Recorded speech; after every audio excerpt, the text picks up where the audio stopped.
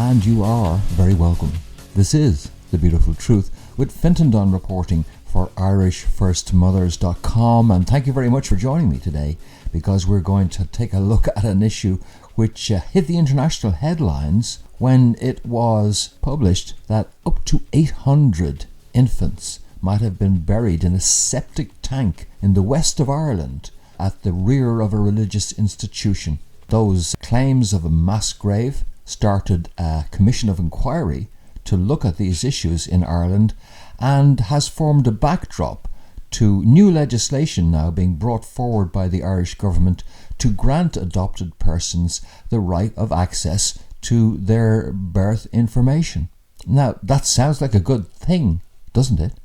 If it wasn't for the fact that the government minister responsible, Katherine Zappone, has introduced a bill which will actually invite the natural mothers of adopted children, invite them to legally threaten their own child against ever attempting to contact them. If your mother has not contacted the Adoption Register Agency, TUSLA, a notoriously inefficient government organisation, if she hasn't contacted them, then you'll only get your information on condition you sign an undertaking to never go looking for your own parent. Isn't that incredible? That's exactly what the proposed Adoption Information and Tracing Bill 2016 proposes to do. It seems like a blatant attempt to try and pit mothers against their own stolen children. It seems like classic divide and conquer from cynical bureaucrats who are just trying to cover the tracks of past crimes against these women. Well, Brenda Coughlan, a renowned Australian activist in the area of adoption, thinks that that's just the case, and she's urging adopted people not to sign away their human right to access to their information. She's joining us on the line right now. And Brenda Coughlan, great to speak with you again. We have spoken before, and thanks for joining us today. How are you going? My first comment would be that I think that's a breach of the United Nations Declaration of Human Rights by saying to the adopted person, you cannot do this. Okay. Brenda, it seems as if it suits them to try and pit mothers and children against each other and it even went to the Supreme Court here, where the Supreme Court was told that at the time that these babies were torn from their mother's arms, the overriding thought in the woman's minds was to make sure that these babies would never come looking for them. I'd like to challenge that. Mm-hmm. And I challenge that on the grounds that that decision is covering up the crime. So what happened back then was illegal, unlawful, unethical. And the mother at the time was brainwashed. So she was in no position to make that decision. Mm-hmm. Because she had her human rights breached at that time as well. And no mother, to my knowledge, ever signed a document to say they never wanted contact. That's the authorities keeping the brick wall of war between mother, son and daughter. It's the authorities that are keeping the war going between mother, son and daughter, because they do not want the full truth revealed. Well, that would certainly be a conclusion you could draw from it. It certainly suits them that might be the case. The other complication is this, Brenda, that there has been no apology by the state. And so as far as many of these women are concerned who might at this time get in touch following an awareness campaign, get in touch to say, look, I don't want contact, it might be that it's not that they don't want contact, but it's the people around them don't want them getting in contact. And they know if they were to, ever be contacted by their lost and separated child, that those around them would begin to re-victimize them all over again. And the state has never said there was anything wrong with the original removal of the child. It's never admitted. I think that I look at it this way.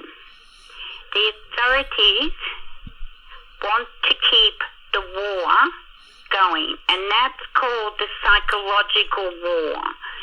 It's to keep the mother in the vacuum of the psychological propaganda that they brainwashed her with back then. They want to keep her there. They want to keep her as the victim. She's not the victim. She's a survivor. She's the mother. Mm-hmm. But as they continue, and it's happening down under at the moment, is that they want the mothers to feel shame. They want the mothers again to feel the guilt because they don't want mothers to be the survivors. And by keeping the mother silent, the son and the daughter will never know their own truth. My God, that's a very, very cynical approach. And I wish I could disagree with you, but... What they do not want is mother, son or daughter to stand together and say, why did you commit these crimes? Mm-hmm. They want to keep mother, son and daughter apart. And they do it in lots of ways. And down under, they give government funding to that group, or they talk people up and they become important as if they're the ones that are getting these things through. Mm-hmm. But they're not. They're being brainwashed. They're keeping the falsehoods going because they do not want mother and child to be united. They don't want that because the truth will prevail. Mm-hmm, mm-hmm. You know, the most shocking thing for us in the last 48 hours or so is that ever since the government finally came out and said, it's a government minister called Katherine Zappone, she came out and said, we're going to put this bill through. We found that the organizations representing adopted people who have been campaigning against the very thing the government's coming forward with, campaigning for years now, and steadfastly objecting to all of the government's plans and giving testimony in special committees of the Parliament here. When these proposals came forward, puzzlingly, they all welcomed the proposals despite having campaigned for years, against them. Wouldn't that raise questions as to why? That would be my first question. Why? I'm not saying it is. I'm just saying it in my own words. Mm-hmm. What have they traded to change their mind? There's some trade-off here. Mm-hmm. There's some trade-off. Well, maybe it's... Maybe it's just something you referred to, that, governments play people and inflate their self-importance and use them. It's called, I call it, and it's, what I keep saying down here, it's about self-accolades. Look at what I've achieved. Look at what I've achieved. Look how great I am. This is not about self-accolades. This is about the most precious gift of all, motherhood. The baby was part of the mother's body, is part still, and there was a report released here on Friday that states the only bond that can never be broken is the bond between a mother and a child. What authorities don't want is that bond to be strengthened. Mm-hmm. They want to keep them apart. It's like a brick wall. They're playing one against the other because they don't want them to unite. Mm-hmm. Mm-hmm. Well, it's almost ironic that the only people to actually oppose the government's proposals to erect these barriers or try and even foster barriers between mother and separated children is the Mothers Group, which Cathy McMahon founded a couple of years ago, before the mass grave had been discovered in the west of Ireland, which put Ireland on the international agenda and got this commission of inquiry we have up and running. But we're the only people opposing these plans. The adopted persons organisations are not opposing them. And it looks as if the mothers now are going to have to defend the right of the adopted people as well, which we're very happy to do. We always have been in favour of full access. I always put it this way. The first-hand witness to what happened is the mother. Mm-hmm. They don't want the son and daughter to know that. They don't want the son and daughters to know their truth. That's why they're going to keep them apart, and they want to continue to make the mother the victim. Mm-hmm. Can you just... That's what authorities are doing, making the mother. They're using the same psychological techniques that they use, like you were saying about the Supreme Court. No mother signed any document to say, I never want to see. That was authority's opinion. And anything over and above the mother's story is an opinion. Mm-hmm.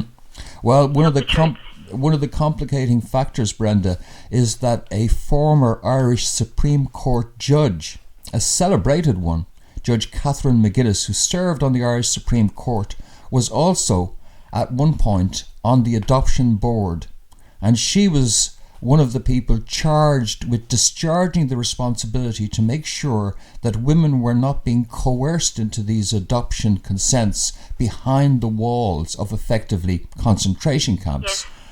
Yes. She was asked about, had she not known what was going on national radio. I have recorded that segment where she answers that question, and it's unbelievable how she twists and turns, realising halfway through her answer that she can't actually say she defended these women at the time. Well, did you realise what was going on?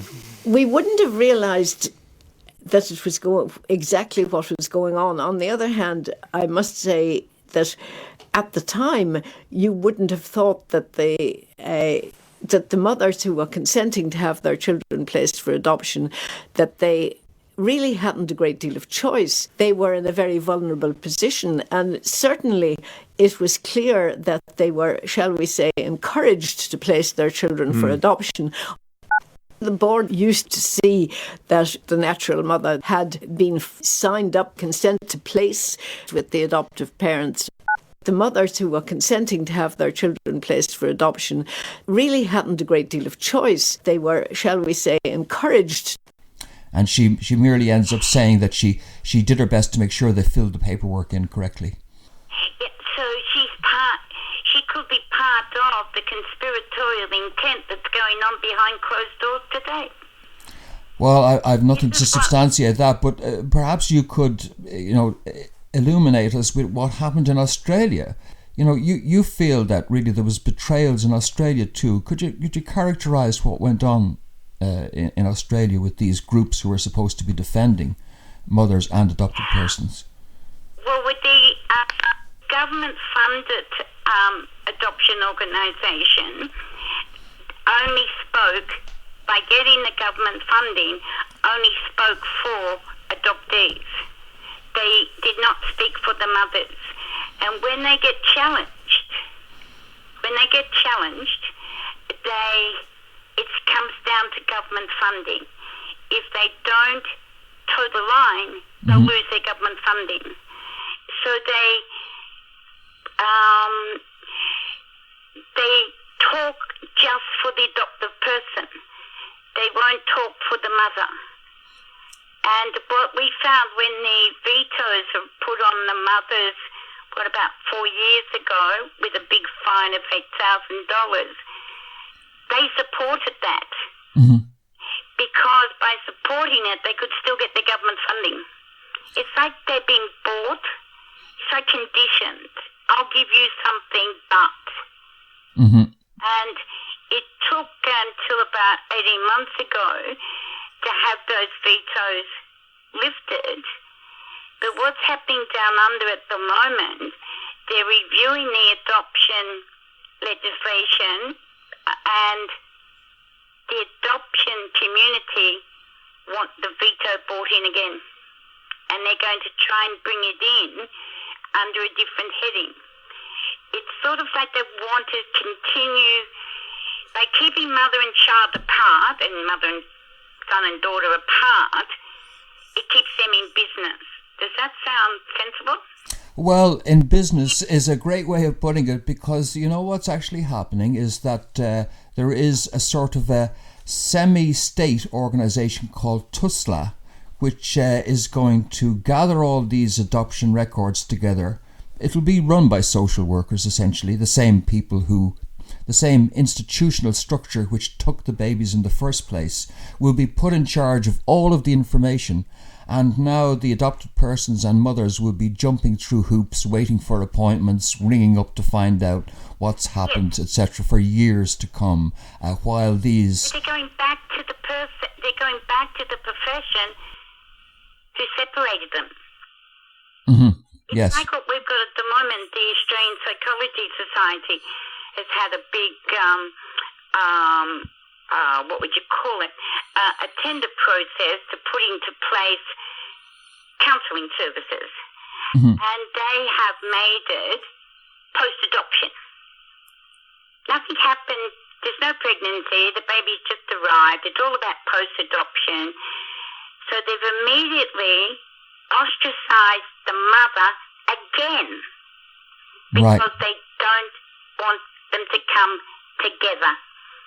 Because if they come together, they're a powerful force to the government to say, why did you do this? The governments give funding to keep the war going and to keep mother and child apart. They're playing the same games that they played back in those days. They don't want them to come together because the person who knows the truth is the mother. Mm-hmm. They don't want the mother to tell the son and daughter the truth. The position of Irish First Mothers is that all of the information, including the records kept by religious institutions, etc., that really all of the parties should have access to those records, full access to those records. Yeah. Absolutely. Why hide them? It's hard to know. Well, you know, there was illegal adoptions. This is what it gets right down to, is there was illegal adoptions, and essentially there may be up to 100,000 adoptions since the beginning of the Irish state, which were coerced, essentially. And all of those were illegal acts. All of those were illegal acts. And there was wholesale fraud upon the court, is what it's called, legally. In other words, where solicitors and religious institutions cooperating with them and social workers went in front of judges, swore that women had voluntarily yielded up their children, and put through these false documents wholesale. That's the problem. So what they're doing is, the mother is saying, the Irish mothers are saying, open the records. Mm-hmm. Let all of us have them. Yeah. We're all adults now. We're not children anymore. We can sort this out on a one-to-one basis. It can't be a collective, like you're going to act that way, you've got to act that way. It's virtually telling people how to think, how to feel, and how to behave. I can't see that, because why isn't everything open? Why isn't it transparent? Yes. And why do they want to keep mother, son, daughter apart? Mm-hmm. And for adoptees to accept that, I find that extremely, extremely sad, because what are they going to gain? Mm-hmm. They're not gaining anything, are they? It's just look what I did, at least I got the records. That's how I see it. Oh yeah, you got the records, all right, but if it turns out that maybe in 7 or 8 years' time, when it's really all hitting home to you, and now it really is causing you terrible pain, and you need to connect back with your own mother, you find that the undertaking that you signed back then, years ago, just to get your records, means you could now be sued, or you could be prosecuted for harassment if you ever went to try and find your And how parent. long does that signature stand stand for? It stands forever. Even if as long as the parent has not got in touch or has got in touch to say no contact, it stands. So what if the adopted person signs it, but the mother signs something to say they want to meet them? They can meet?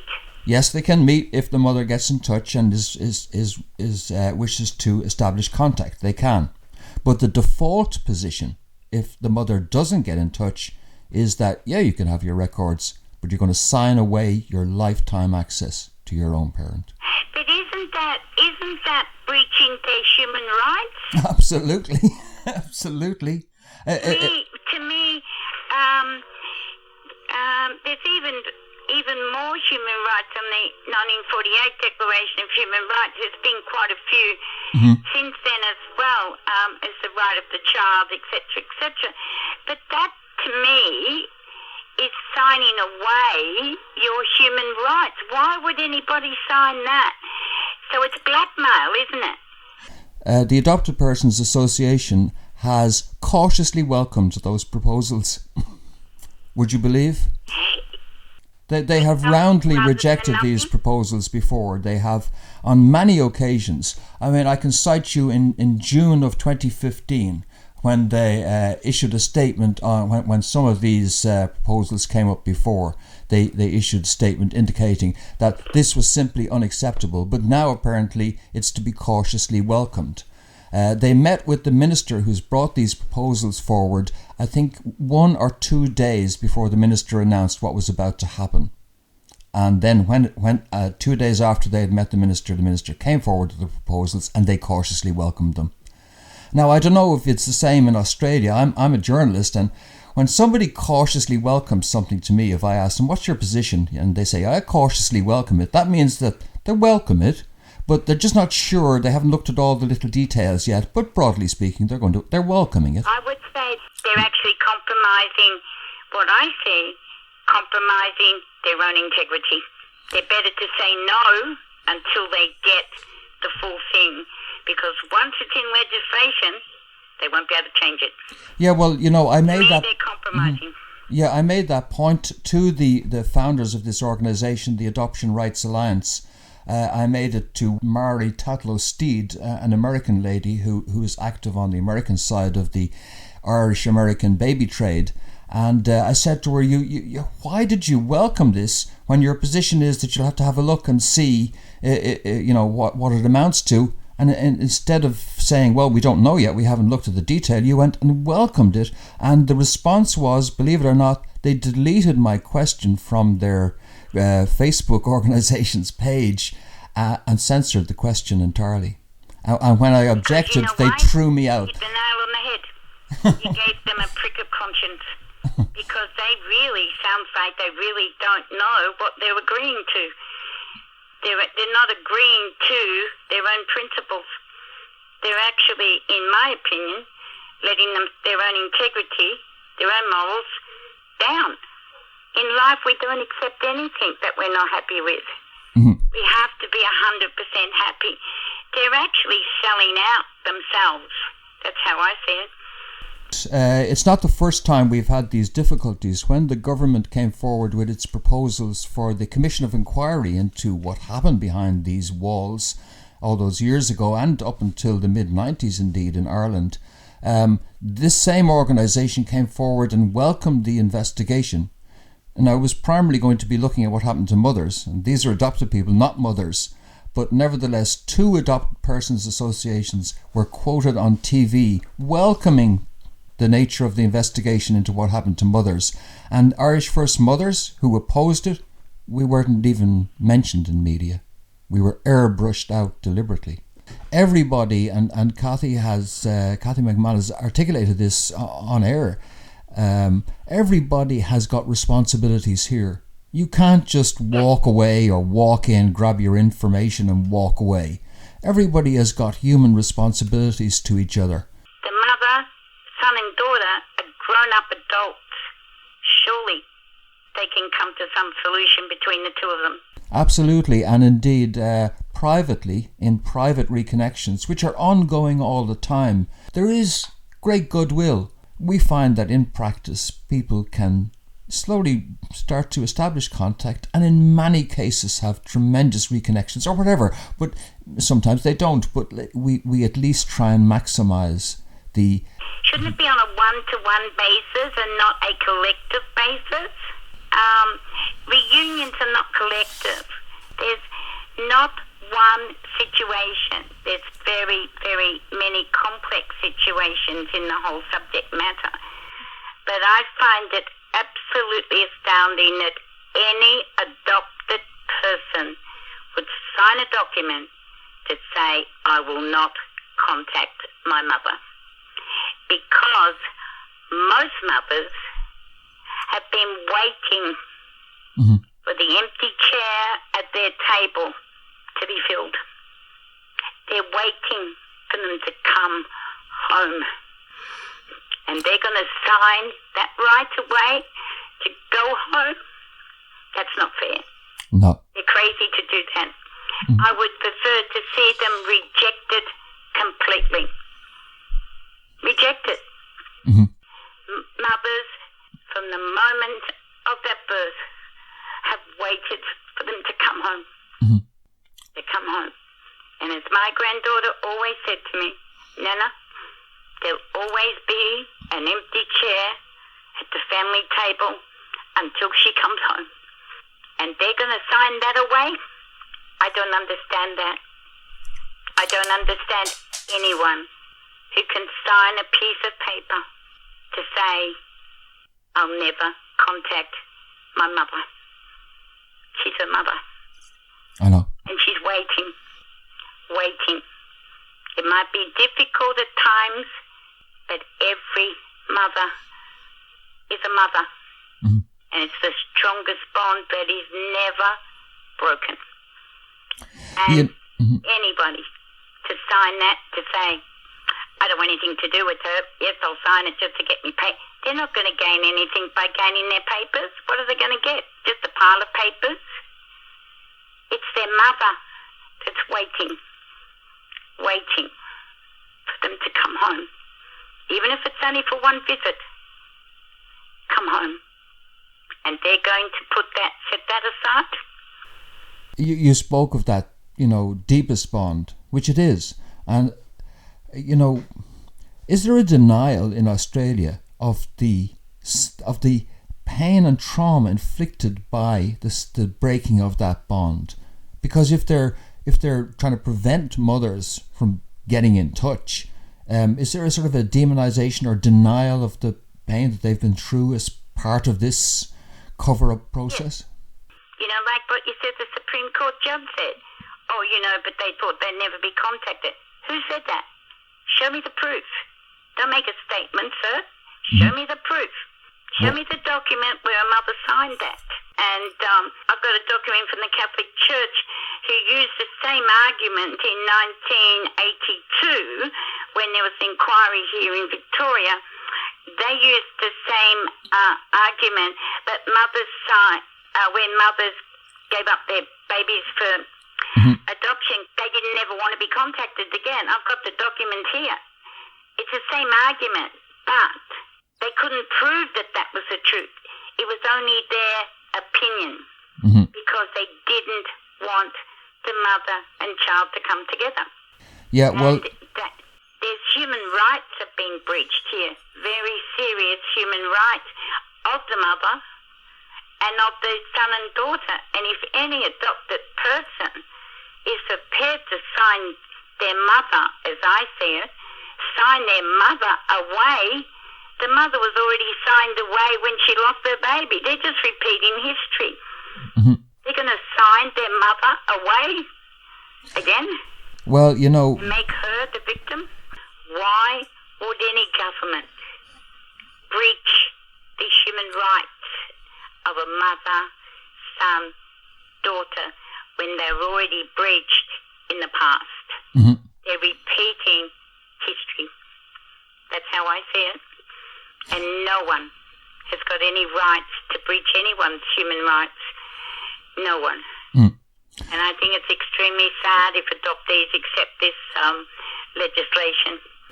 It sounds, Brenda, like we're going to have common cause between what you're trying to do there in Victoria and in Australia and the battle that we're fighting here. We really do need to make common cause. What you're saying is true, because what we're finding down here, even some mothers groups have compromised by falling in line with what the government wants. And in an email this morning, I said, I will not concede. I will not concede the truth. Mm-hmm. Even if there's only 10 people in Australia, you cannot buy me. I'm not for sale, because the truth will never be for sale. And that's why I get the abuse. It's why I get threats. I've had 2 threats, because they want to silence me. And the question is why? Because they don't want accountability and justice. They don't want to bring these people that committed these crimes, these institutions, to accountability. And the way that they can stop it is silence you. And what do you think that the Irish government are doing by asking the adoptees to sign this document? They're going to censor those files. It's not going to be the adoptee will walk in and I'll hand the whole file over. Mm-hmm. It'll be redacted. Those files are going to be censored. Yeah. And by signing that document, and I know that that's what they wanted mothers to do when they went for identifying information. They wanted them to sign a document to say they would never contact their son or daughter. And that's why a lot of mothers didn't go for identifying information, because they weren't going to compromise their own principles. And it really is, I think, getting down to the government's right to breach human rights, isn't it? Yep, absolutely. We can't be bought off either, Brenda. We cannot be bought off. We were the only group to oppose the shallow Commission of Inquiry with its really limited terms of reference. We're the only ones right now who are opposing this current plan, and there's no way that the mothers are giving up on this. We've over 60 mothers, and they've already held the first large annual sort of meeting and begin to really discuss what happened and strategize and plan for the future. And down here, that's what's happening to us, because we're the only group left in Australia that are standing, that will not move, will not compromise, and hopefully we get enough media coverage to change awareness. And that's what you have to change, awareness, because a lot of people just go along with whatever's happening. And that's what's very sad. And I admire you both, because I won't compromise either. Down here, I will not compromise, and you're not going to compromise in Ireland. We will win. This truth cannot be kept hidden. It's coming out, and it's just a question for this people of how much they want to bury themselves in their own malfeasance before more of the truth comes out. All of the truth is coming out on this. Truth, and that's what I stand on, and I type it that many times. Truth is truth, and it will prevail.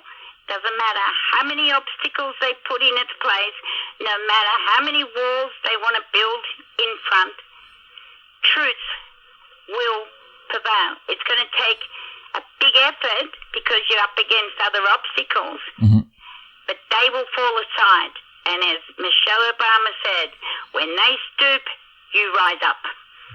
And what you've got on your side is truth.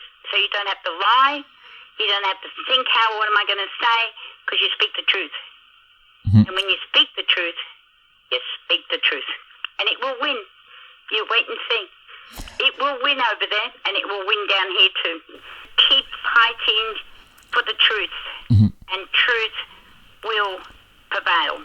We would like to speak with you again and just get a bit more familiar with exactly what we could be doing to help with the situation down there, and also to maybe begin to move on the international arena, in an international legal arena. I'll go with you on that.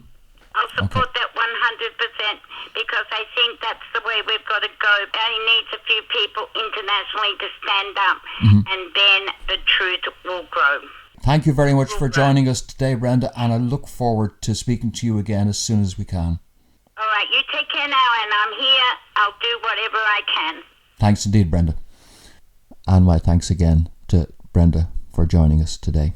Brenda is an inspiration, and it's that level of determination which you need when you're fighting these kinds of battles.